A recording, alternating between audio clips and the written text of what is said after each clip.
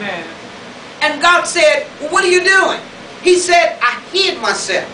I heard your voice and I hid myself. And guess what? They started hiding themselves by sewing aprons to cover themselves. Because remember, they didn't understand that they didn't have clothes on.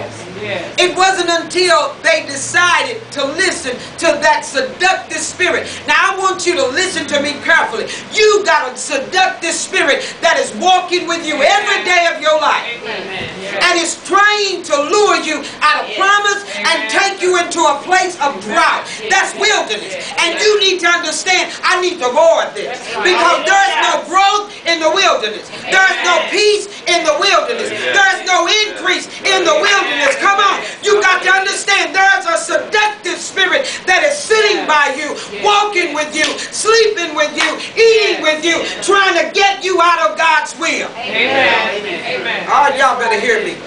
Because you didn't have to do anything. Amen. Let's go back. The moment we accepted Christ, and it only comes, guess what? When you decide to accept Christ. Amen. When you decide to follow God. When you decide to grow in God. That's when the seductive spirit present himself. Amen. Or should I say herself? It's a spirit, so I don't labor him with gender. It's a spirit.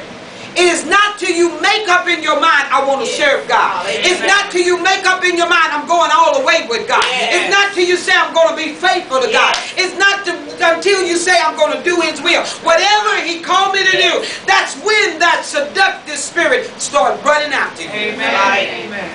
To take you to a land of drought. Yes. And so we living in this lane that we trying to make habit. Amen. That we can live in. And everything that we do while we in it, it ain't working. That's right. We out of God's will. Amen. But listen to the enemy. Listen to this seductive spirit. You ain't gonna die. You're just going to be like other gods, knowing good for me. What does the seductive spirit tell us? You ain't got to do all that. That's right. That's right. You ain't got to do God's will. You don't have to come to church all the time. You don't have to pray. You don't have to do all that. You ain't gonna die. You will still be in the church, but you won't die. And we listen to that spirit that pulls us out of God's will and moves us into the wilderness. Now there are scenarios and there are cases that you need to look at of everybody that went into the wilderness. Amen. Now, we can start from the beginning, and I don't have time to go through every one of these stories, but I'm going to pick